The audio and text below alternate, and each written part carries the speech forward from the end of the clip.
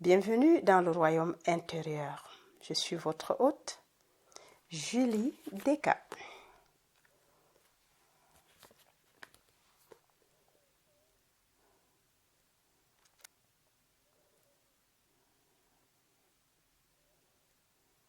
C'est avec un très grand plaisir que je vais vous présenter un enseignement que Neville avait donné le 5 juin 1968, intitulé « Qui suis-je » ?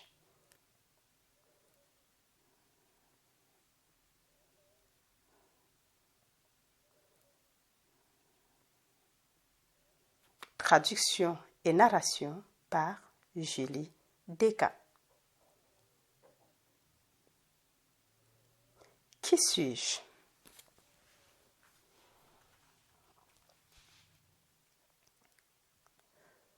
Tout corps généré dans sa forme intérieure est un jardin de délices et un édifice de magnificence. Les voyageurs de l'éternité vont vers l'extérieur, vers des corps de chair et de sang et vers l'oubli. Mais les voyageurs de l'éternité vont vers l'intérieur, vers le Père et le souvenir. William Blake. Remarquez le mouvement ici. Ceux qui voyagent depuis l'éternité passent vers l'extérieur, vers ces corps de chair et de sang et d'oubli, tandis que ceux qui voyagent vers l'éternité passent vers l'intérieur, vers le corps du Père et du souvenir. Je reprends. Tout corps généré dans sa forme intérieure est un jardin de délices et un édifice de magnificence. Les voyageurs qui viennent de l'éternité vont vers l'extérieur, vers des corps de chair et de sang et vers l'oubli. Mais les voyageurs qui vont vers l'éternité vont vers l'intérieur, vers le Père et le souvenir. William Blake. Remarquez le mouvement ici. Ceux qui voyagent depuis l'éternité passent vers l'extérieur, vers ces corps de chair et de sang et d'oubli, tandis que ceux qui voyagent vers l'éternité passent vers l'intérieur, vers le corps du Père et du souvenir. Amen.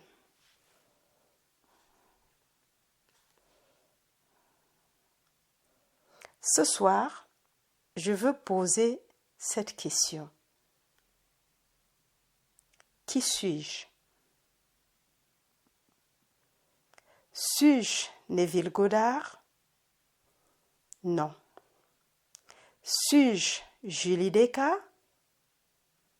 Non plus. Es-tu John Brown ou Zara ou Ninel Tchepano? Tu connais peut-être ton environnement physique et si je devais t'appeler par ton nom, tu répondrais « Mais es-tu le nom que tu utilises ?» Non. Ton nom fait partie de ton voyage vers l'extérieur, de l'éternité à un état d'oubli de qui tu es vraiment. Si tu te retournais en pratiquant la repentance, en changeant radicalement ton attitude envers tout ce qui est dans le monde, tu te dirigerais vers le Père et le souvenir.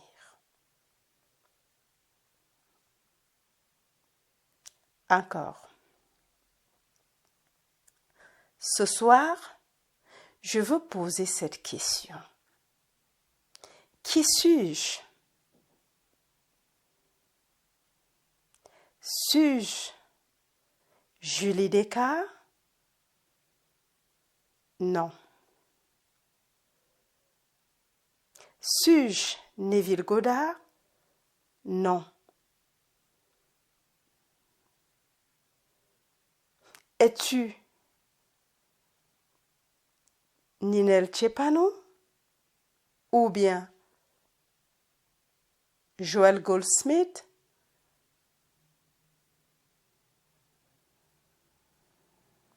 Tu connais peut-être ton environnement physique et si je devais t'appeler par ton nom, tu répondrais, mais es-tu le nom que tu utilises?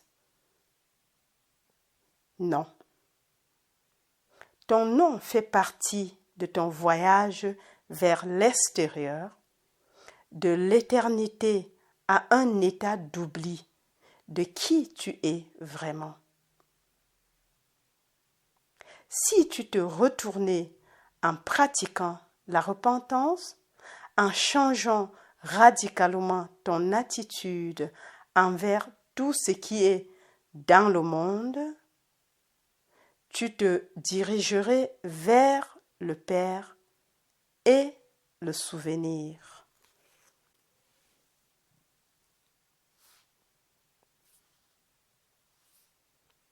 Si tu n'aimes pas quelqu'un, change ton attitude envers lui. Représente-le à toi-même comme tu voudrais qu'il soit et persiste à voir et à aimer la nouvelle image. Ta raison et tes sens peuvent nier tout changement, mais cela viendra parce que tu pratiques le repentir. Change ton attitude envers la vie en retournant tes pensées et tu avanceras vers l'éternité. Tu passeras vers l'intérieur, vers le Père et le souvenir. Je suis sorti du Père et je suis venu dans le monde. De nouveau, je quitte le monde et je vais vers le Père.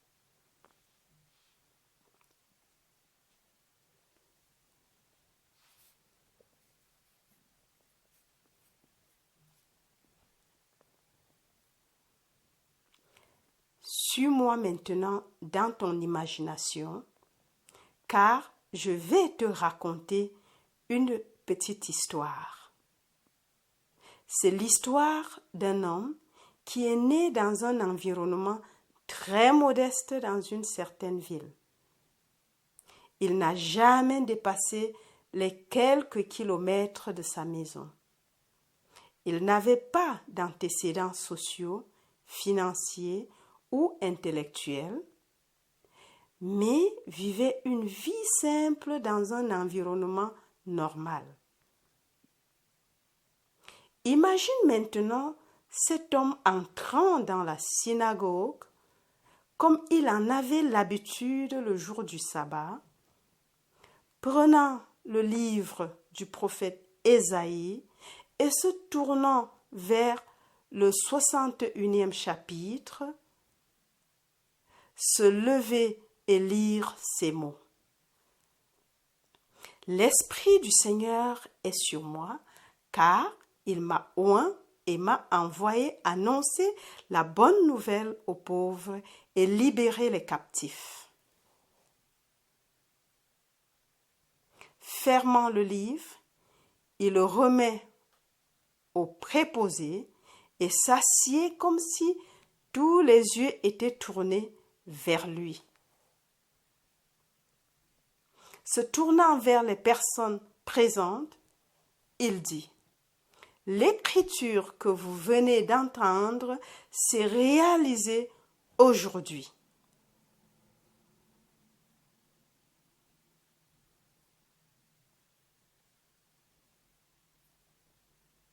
Sachant que l'écriture s'accomplit en lui, il dit à ceux qui l'écoutent: « Mais ce n'est pas ce que les gens recherchent. » Il ne pensait pas que l'écriture s'accomplissait en un individu, mais par un individu à l'extérieur.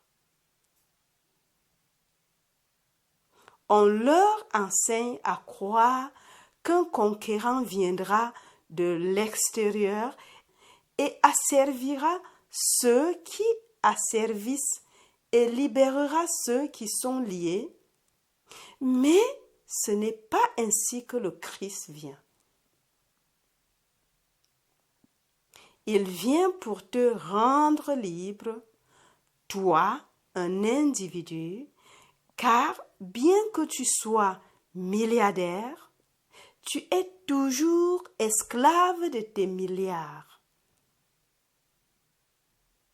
Tu pourrais avoir cette nuit des millions de dollars et pourtant te retrouver à plat ventre à payer quelqu'un pour s'occuper de tes fonctions normales et naturelles, car tu es incapable de le faire toi-même. Tu es donc esclave du corps que tu portes et totalement inconscient de l'être que tu es vraiment. Ainsi, lorsque Jésus vient au monde, il ne vient pas de l'extérieur, mais de l'intérieur. Il se déploie en toi, faisant de toi le personnage central de l'Écriture. C'est l'histoire du christianisme.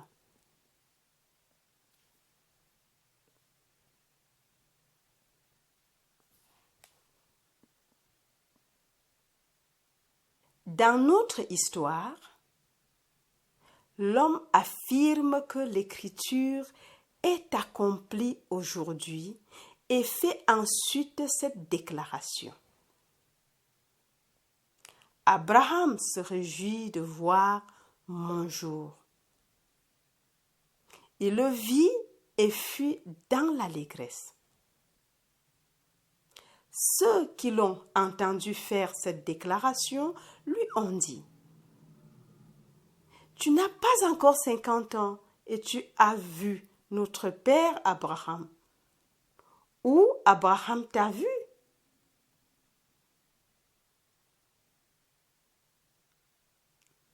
Alors, il a dit: « Avant qu'Abraham ne soit, je suis. » Eh bien, c'était trop. Alors, ils ont pris des pierres, les faits littéraux de la vie, pour les lui jeter en disant: « Nous connaissons ton passé. Tu es le fils de Joseph. Nous connaissons tes frères et tes sœurs. Nous avons le dossier complet de ton histoire physique et tu oses faire ces affirmations. » Il ne parlait pas d'une naissance physique littérale, mais de l'épanouissement de l'écriture dans l'individu, de l'épanouissement de ce qui était vrai avant que le monde ne le soit. Wow.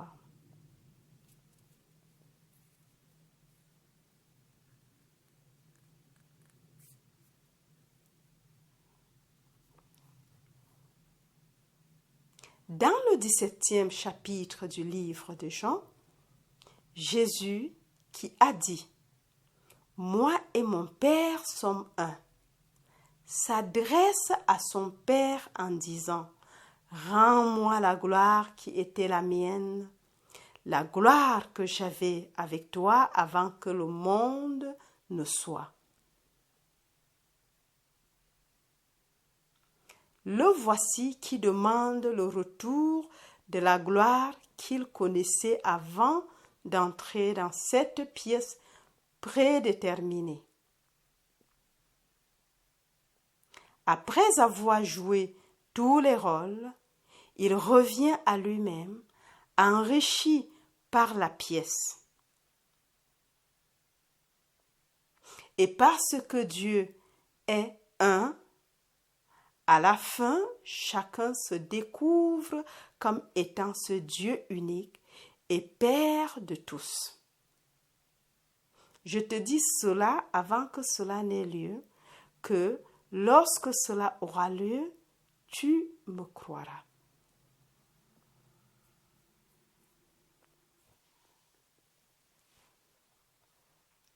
L'histoire de Jésus-Christ est la seule histoire de salut. Il n'y a pas d'autre voie, pas d'autre sauveur.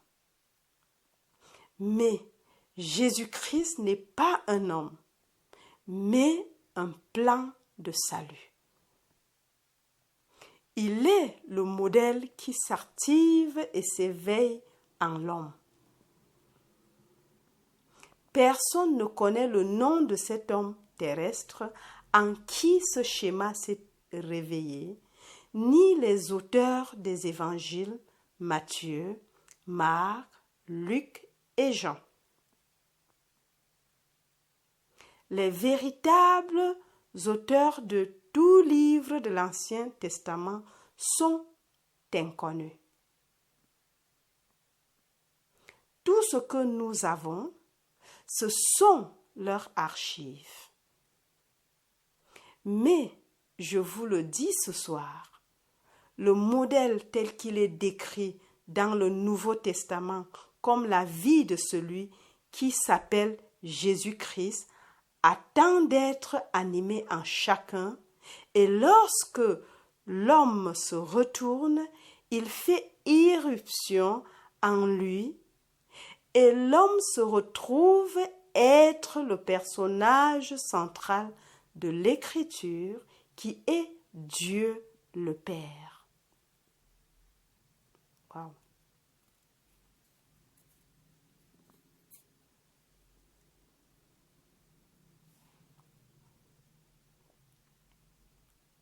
Le schéma commence par un événement appelé la résurrection. Dans ma propre expérience, je me suis en fait réveillée d'un sommeil dont je n'avais pas du tout conscience. Tu vois, tu as quitté l'éternité pour voyager vers l'extérieur dans ces vêtements de sommeil et tu as voyagé pendant des temps indéterminés. Si je prends les expériences des mystiques, des écritures et autres, comme un Blake, je dirais que tu as voyagé pendant 6000 ans, pendant lesquels tu as été totalement inconscient de qui tu es. Puis vient ce moment où, en tant que même voyageur, tu es retourné. Et au lieu de voyager depuis l'éternité, tu voyages vers l'éternité, vers le corps du Seigneur Jésus-Christ, qui est Dieu le Père, pour découvrir que tu es lui. Wow.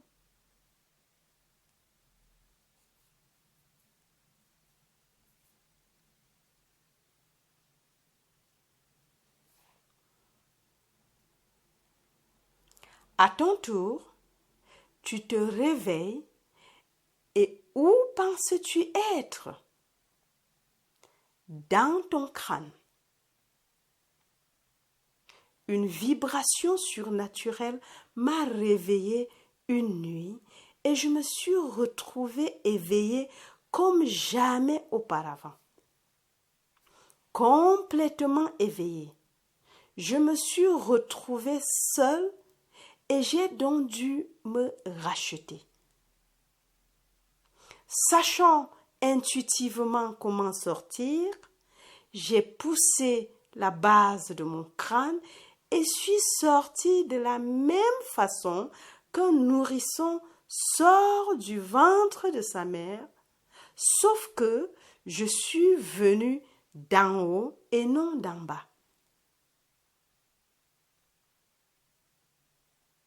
Je suis sortie de la base de mon propre crâne et non du ventre de ma mère. Ensuite, tout le drame tel que décrit dans l'écriture s'est déroulé devant moi, me donnant le rôle central.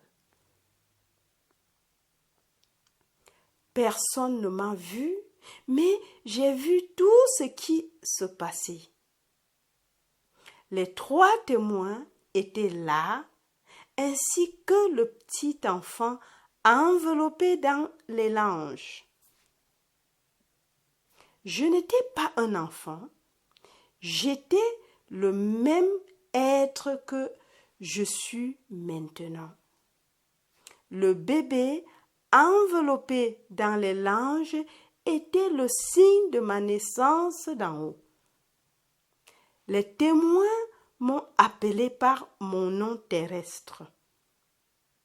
Ce n'est pas mon vrai nom, mais ils ne pouvaient pas encore le savoir.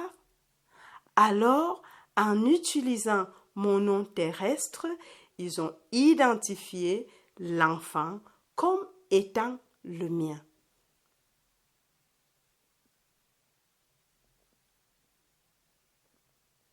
En tant qu'esprit,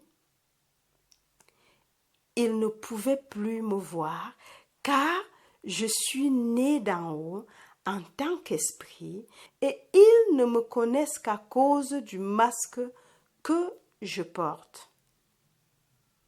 Ils savaient que celui qui portait ce masque était né d'en haut, alors ils ont appelé ce nom.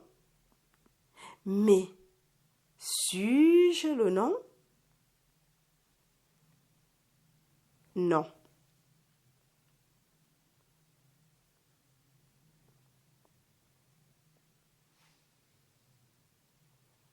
Le grand événement suivant est survenu quelques mois plus tard, lorsqu'une vibration similaire a provoqué une autre explosion en moi.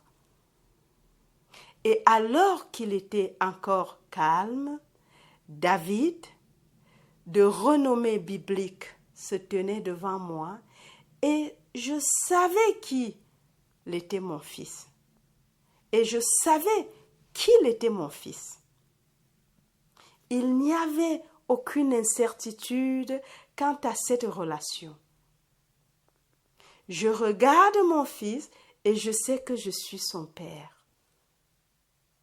À cet instant, j'ai accompli le 2e psaume. Et l'Éternel parla à David en disant: « Tu es mon fils, aujourd'hui je t'ai engendré. » Et dans les évangiles, il nous est dit que dans l'esprit, David a appelé le Christ Seigneur, ce qui signifie Père.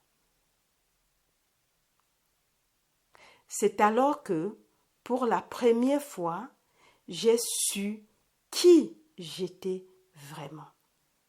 Waouh!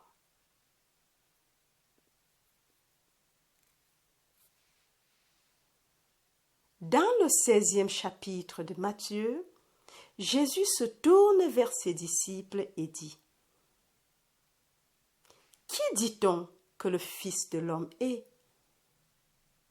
Et ils répondirent, « Certains disent Jean le Baptiste, d'autres disent Élie, et d'autres encore Jérémie ou un des prophètes. »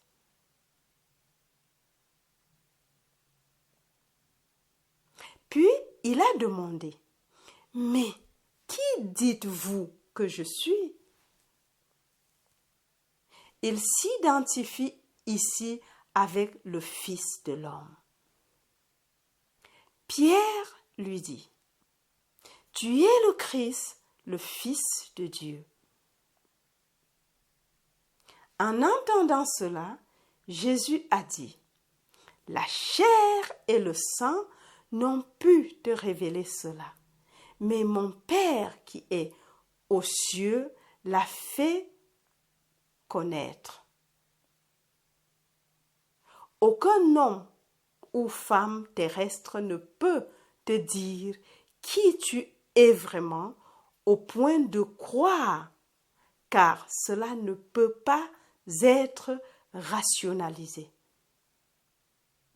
Cette connaissance vient par la révélation.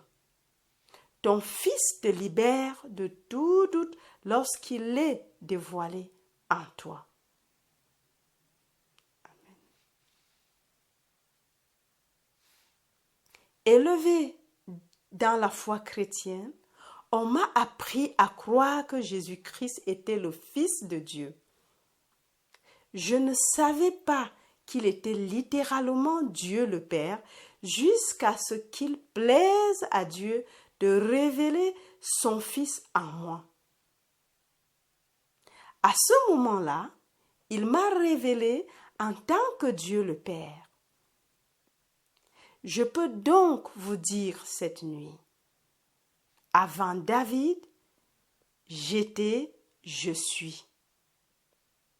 Mais David a vécu chronologiquement en 1000 ans avant Jésus-Christ et je suis né dans ce siècle. Cela fait 3000 ans entre nous et pourtant je suis son père.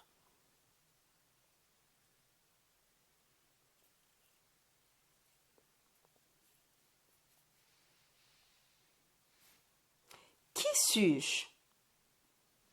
Neville? Non. Julie Descartes? Non. C'est un revêtement de sommeil et d'oubli que je porte. Ceux qui sont en voyage d'aller me connaissent sous le nom de Neville ou Julie Descartes. Mais ceux qui vont vers l'éternité passent par le corps du Seigneur et en se souvenant, ils savent qui je suis vraiment, car nous serons un.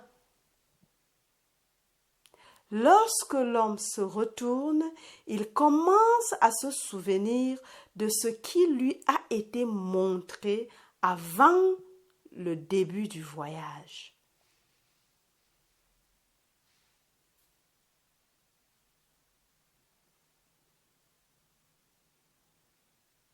Le retour est l'acte de se souvenir, car l'être qui s'est endormi est le même être qui éveille la mémoire, mais cette fois-ci renforcée et élargie en raison du plongeon dans l'oubli appelé le monde de la mort. Je suis sorti de la conscience d'être le Père et je suis venu dans le monde. De nouveau, je quitte le monde et je reviens en tant que Père.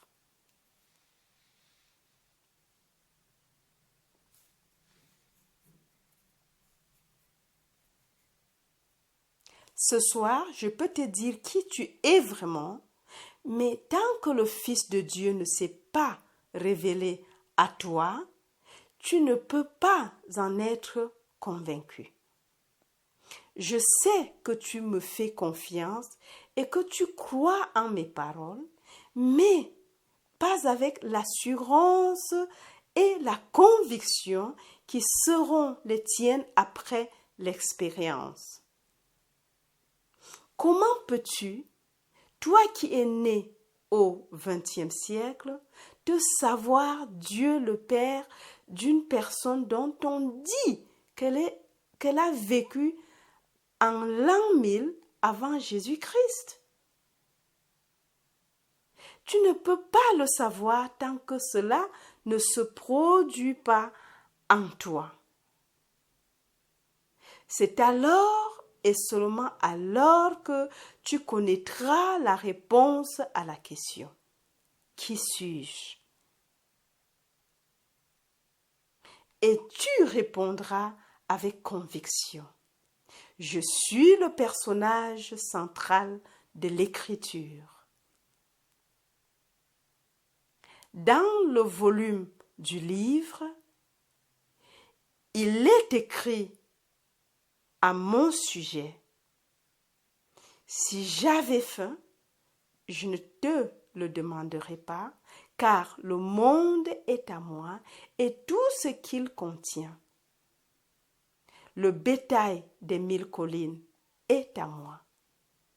Si j'avais faim, je tuerais et je mangerais, car tout est là, car tout est à moi. Si j'avais faim, je tuerais et je mangerais, car tout est à moi.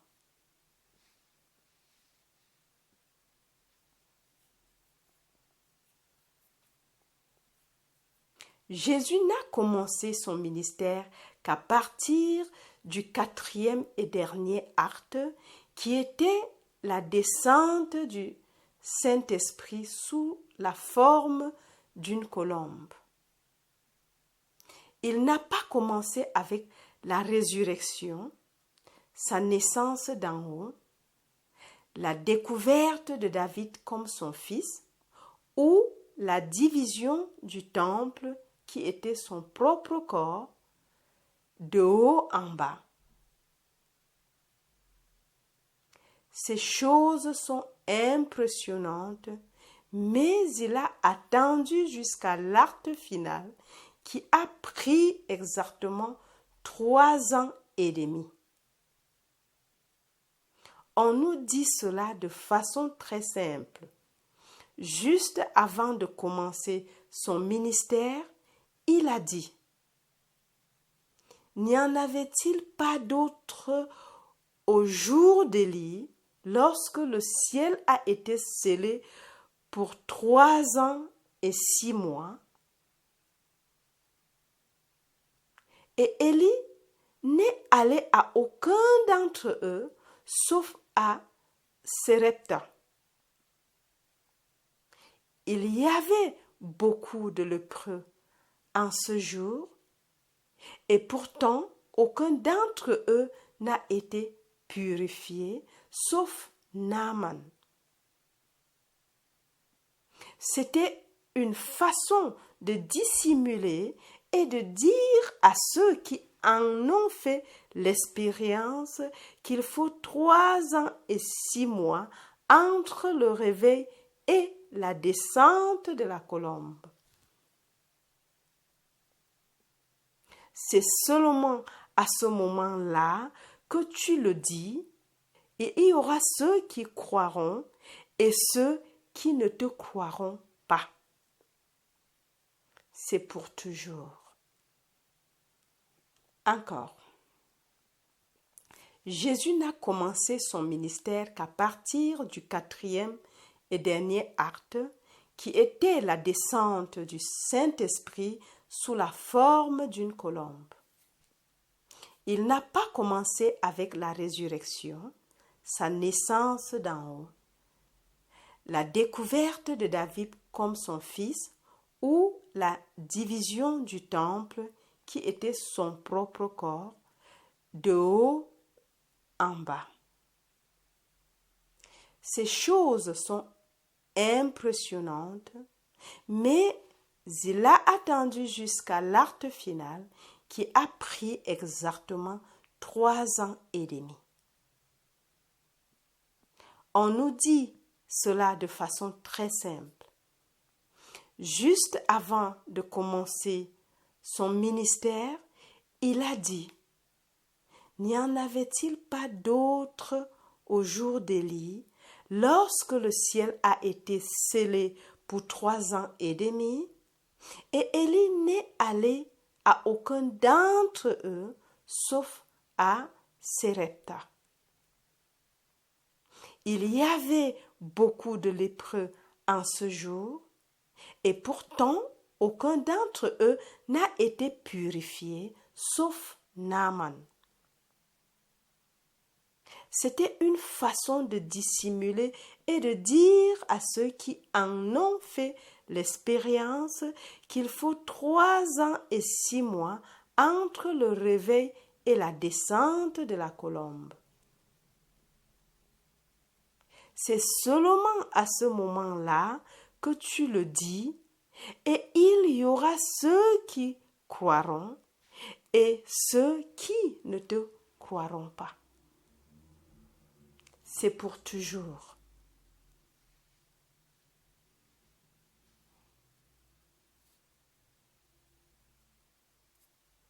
Ce soir, si le monde extérieur entendait ce que tu entends, 99,99% des gens mettraient en doute ma santé mentale, mais j'ai le soutien des Écritures pour cela.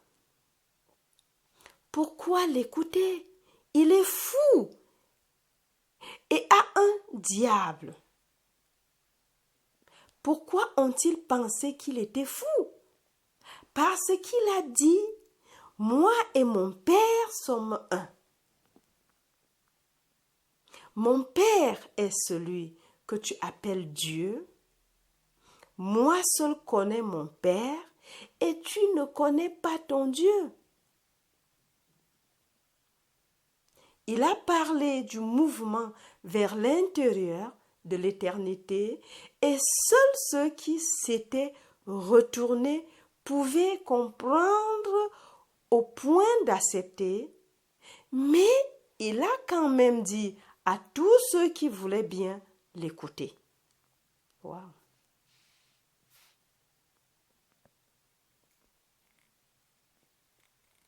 Le drame du christianisme n'est pas quelque chose qui se déroule à l'extérieur de l'homme, mais il se déroule à l'intérieur de l'homme et c'est la seule voie de salut.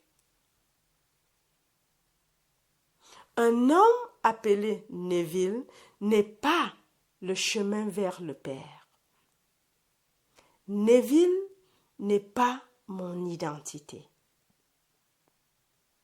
Il est le vêtement que je porte quand je marche sur la terre.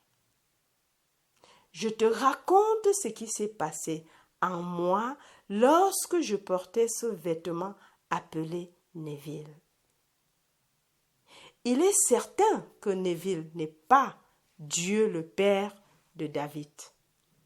Mais c'est moi qui le suis.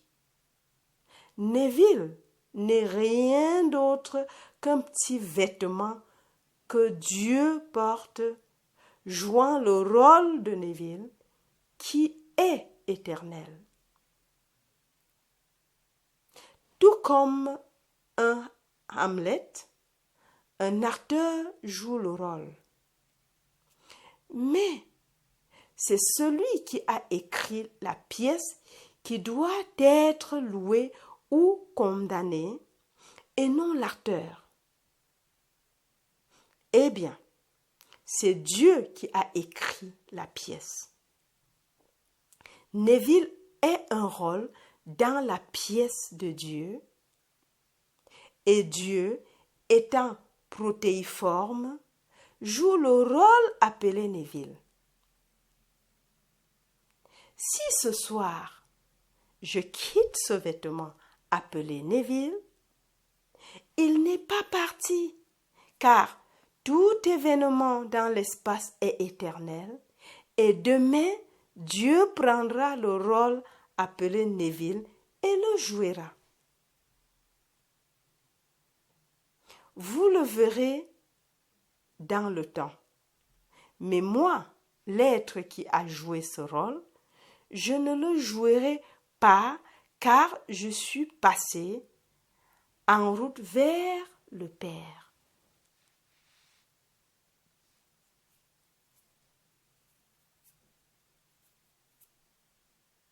Le drame est terminé et il est joué pour toujours et à jamais.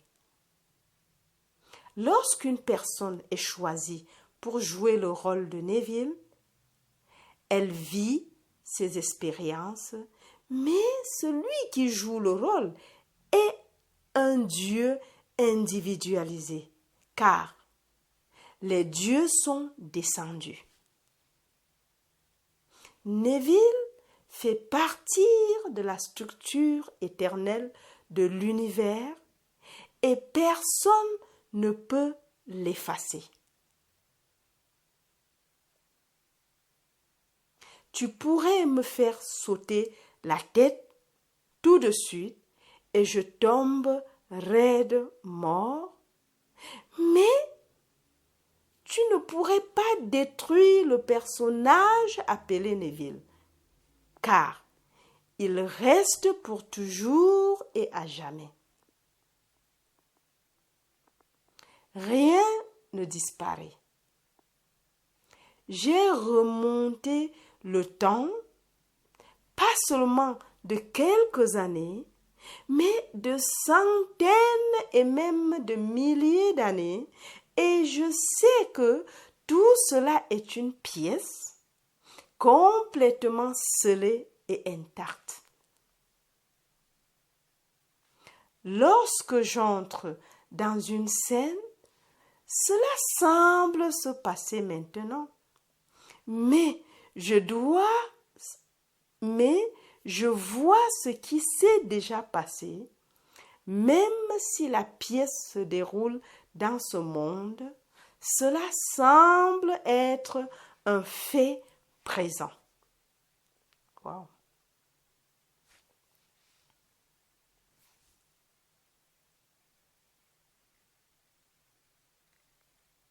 Alors, qui suis-je? Seul ton Père qui est aux cieux peut te révéler ma véritable identité. Personne ne peut te dire à ta propre satisfaction que ton je est le Christ. Pourtant, le 13e chapitre de 2 Corinthiens te le dit. Ne réalises-tu pas que Jésus-Christ est en toi? Teste-toi et tu verras. Tu es appelé à tester ta puissance créatrice, même si tu ne réalises pas qui est vraiment ta puissance. Et il t'est dit que tu es né d'en haut par le réveil et la résurrection de ton pouvoir d'entre les morts.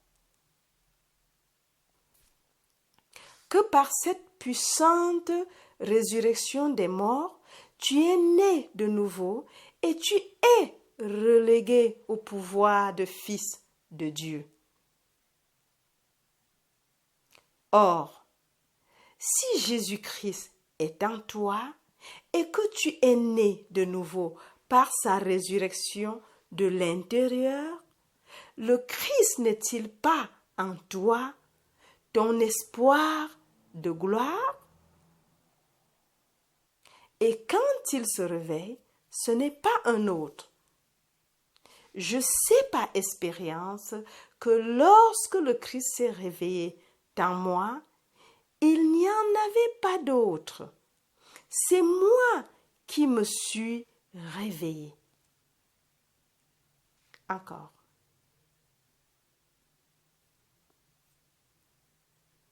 Alors, qui suis-je? Seul ton Père qui est aux cieux peut te révéler ma véritable identité. Personne ne peut te dire à ta propre satisfaction que ton je est le Christ. Pourtant, le 13e chapitre de 2 Corinthiens te le dit. Ne réalises-tu pas que Jésus-Christ est en toi? Teste-toi et tu verras.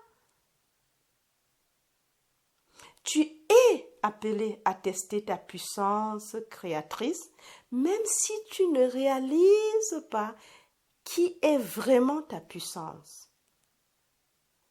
Et il te dit que tu es né d'en haut par le réveil et la résurrection de ton pouvoir d'entre les morts.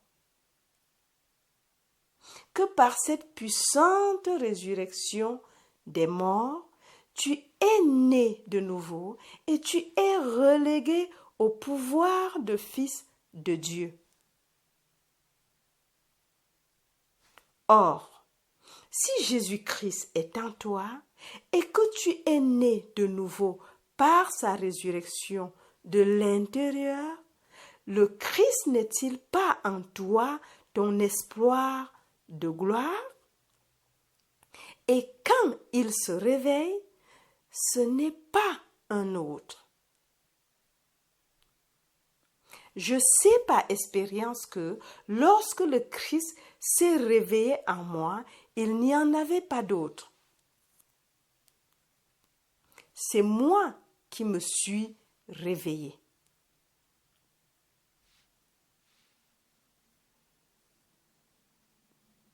Maintenant, on nous dit, si tu ne crois pas que c'est moi, tu mourras dans tes péchés.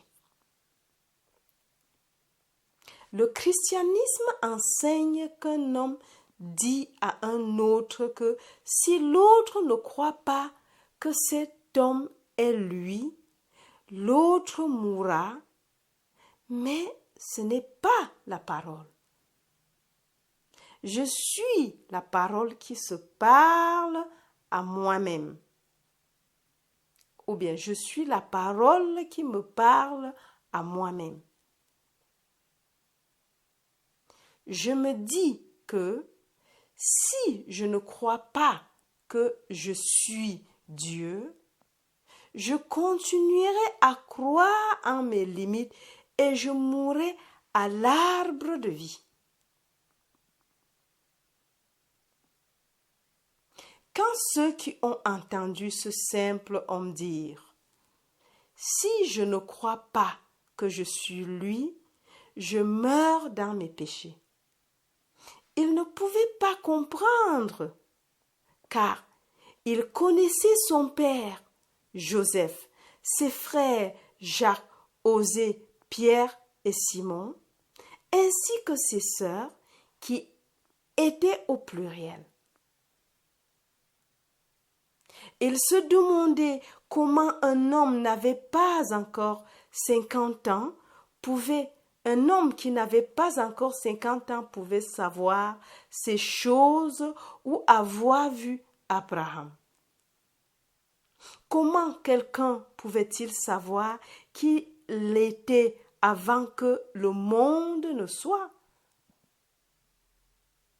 Il pensait qu'il était fou parce qu'il cherchait un sauveur en dehors de lui-même ou d'eux-mêmes, et il n'y en a pas.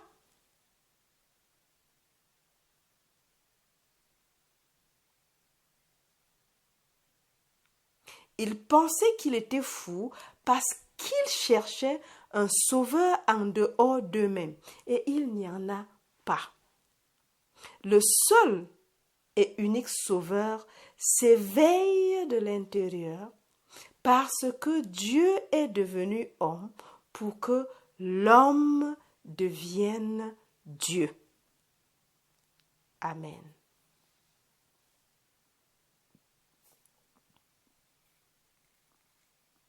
En fait, Dieu est devenu toi au cours de ton voyage de l'éternité dans ses vêtements de sommeil, dans l'espoir qu'un jour tu te retournerais et que, te déplaçant vers l'éternité, tu passerais à l'intérieur du corps du Seigneur, ressuscité pour devenir un avec le seul corps, le seul esprit, le seul Seigneur, le seul Dieu et Père de tous. Un seul corps est tombé en se diversifiant en innombrables hommes et femmes, et un seul corps reviendra. Lorsque tu feras l'expérience de ce retour, peu importe ce que le monde pense, tu resteras totalement impassible et sans honte, quels que soient leurs arguments. Que celui qui tente de vous briser soit assis sur le trône du monde religieux, politique ou financier, il est encore un enfant et vous tolérez simplement son esprit enfantin.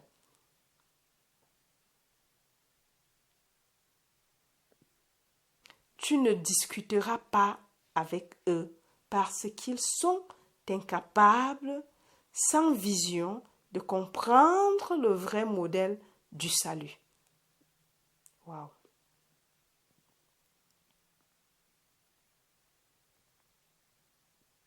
Sans vision, l'homme n'a pas le moindre concept du mystère que Dieu ait enterré comme un modèle dans l'homme. Qu'il éclate et que l'homme porte le fruit de l'arbre de vie à partir de la résurrection de Dieu d'entre les morts. Puis vient la naissance d'en haut, suivie par la révélation du Fils de Dieu, révélant la paternité. Ce n'est que lorsque cette révélation est la tienne que tu sais qui tu es vraiment, car personne ne connaît le Fils si ce n'est le Père, et personne ne sait qui est le Père si ce n'est le Fils, et quiconque à qui le Fils choisit de le révéler. Ainsi, lorsque le monde te dit que Jésus-Christ est le Fils, laisse-les tranquilles, car ils ne connaissent pas le Père. Jésus-Christ est Dieu le Père, dont le Fils est David. Lorsque David choisira de vous révéler son Père, alors, seulement alors, tu sauras qui je suis. Encore. Lorsque David choisira de te révéler son Père, alors et seulement alors, tu sauras qui je suis.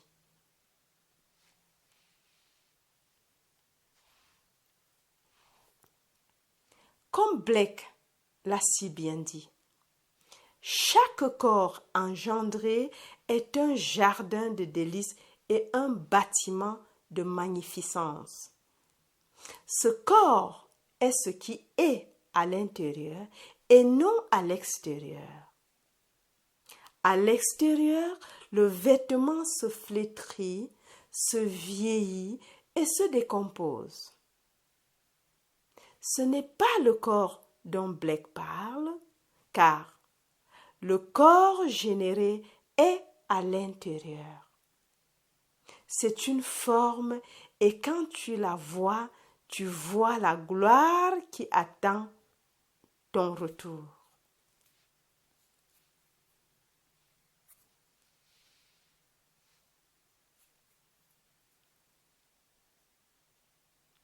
Je me souviens d'une vision que mon ami Bob Croucher a partagée. Il s'est retrouvé dans une cabane délabrée en train de faire la guerre à Paris. Lorsqu'il a ouvert la porte pour partir, tous les soldats se sont fondus en un seul homme et je suis cet homme qui l'attend. En l'amenant à l'arrière de la maison, il voit de beaux champs dorés en train d'être moissonnés avec du blé. À sa gauche, ce qui était l'ennemi se transforme maintenant en une montagne de blé récolté. Il sent quelque chose de symbolique dans la scène qu'il a demandé. Que font-ils? La même chose que l'année dernière. Cela continue pour toujours, lui ai-je répondu. Depuis combien de temps suis-je ici? 2 ans. Ai-je appris quelque chose? Oui, tu as appris à bouger, à crier. Puis il a regardé ce qui était la petite cabane et c'était devenu un château avec des gardiens qui l'attendaient pour l'escorter jusqu'à ses quartiers, alors que la vision touchait à sa fin.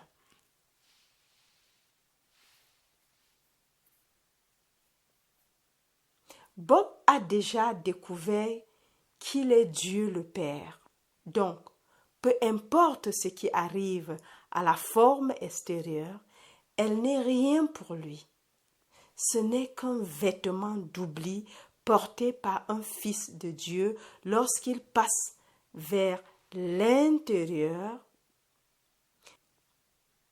Ce n'est qu'un vêtement d'oubli porté par un fils de Dieu lorsqu'il passe vers l'intérieur, vers le Père et le souvenir.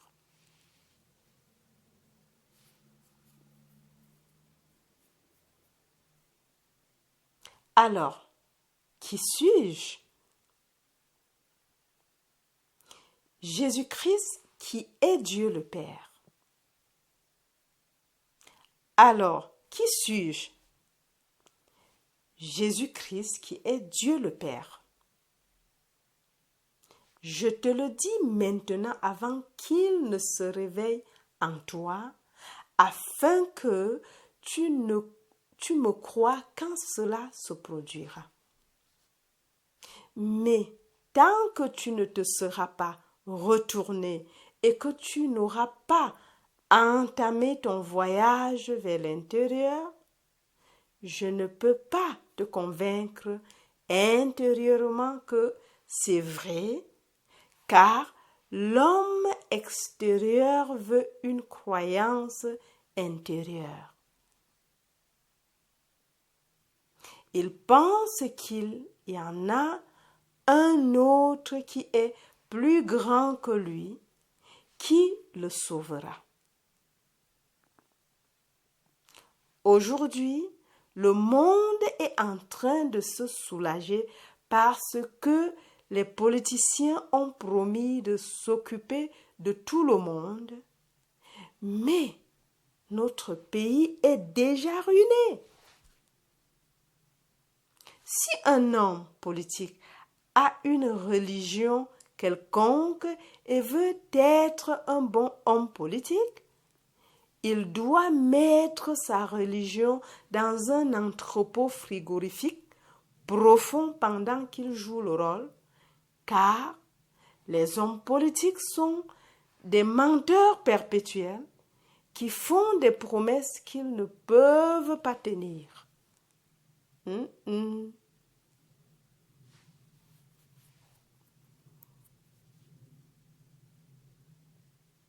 Je ne suis pas envoyé pour te dire des mensonges, mais pour te parler du seul vrai Dieu. Lorsque tu seras à l'extérieur, tu entendras beaucoup de fausses promesses, mais lorsque tu te retourneras, tu découvriras que tu es le Seigneur Jésus-Christ qui a conçu la pièce et qui a joué tous les rôles. Je t'ai dit exactement ce qui m'est arrivé et comme Pierre te le dit, je pense qu'il est juste de te le dire maintenant afin que tu puisses te souvenir de ces choses, car le Seigneur Jésus-Christ m'a montré que je n'ai pas longtemps à porter ce vêtement de chair. Je te le dis maintenant pour que, dans l'avenir, tu te souviennes de mes paroles et que tu te réjouisses. Pierre était sur la montagne lorsque tout s'est déroulé. Il connaissait la majesté de la puissance du Christ. Je te demande de me croire, car ce que je t'ai dit cette nuit est vrai.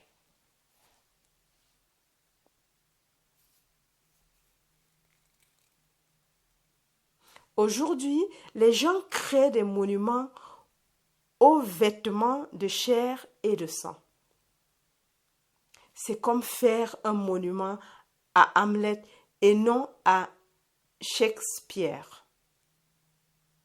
Nous avons tous ces monuments aux vêtements que Dieu porte plutôt qu'à Dieu, le guérisseur et le vrai personnage de toute la pièce.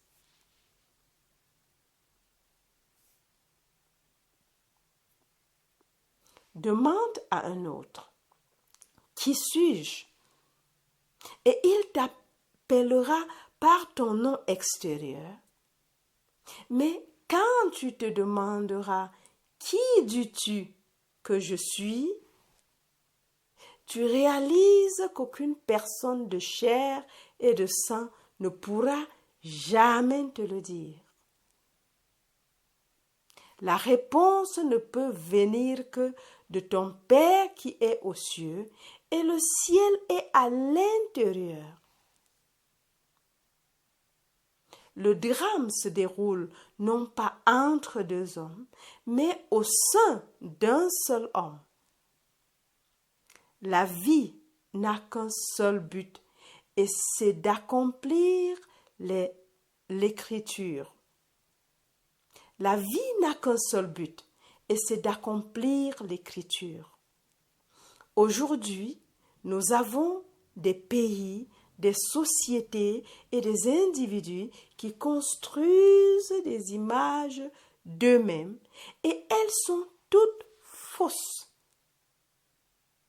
Car il n'y a qu'une seule image réelle, celle de ton fils, David, qui te dit qui tu es vraiment.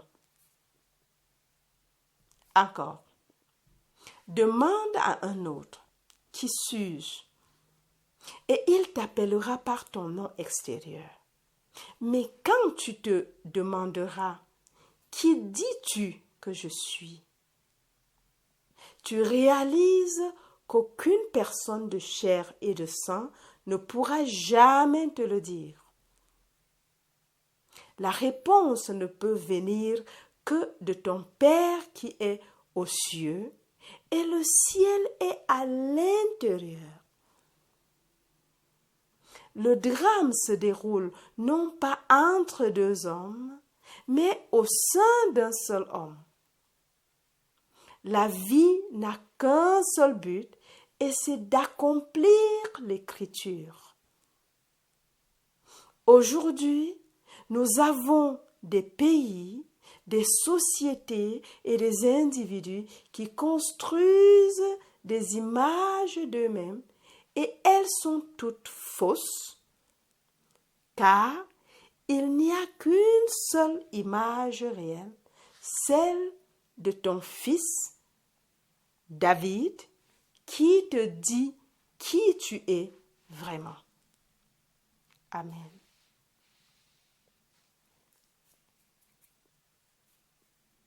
Je te le dis, tu es Dieu le Père.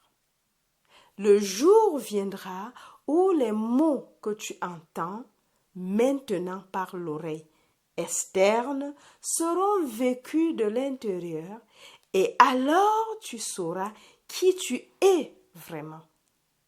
Tu sauras que tu es Jésus-Christ, qui est Dieu le Père et son Fils unique, David. Amen. Maintenant, entrons dans le silence.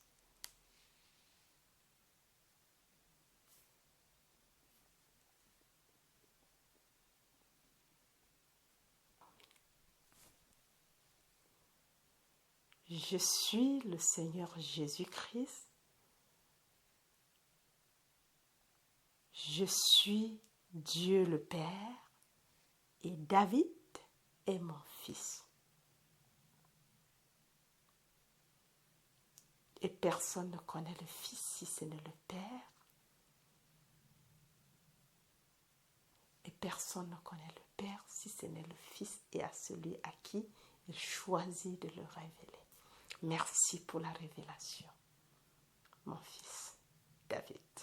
Merci, merci, merci. Waouh!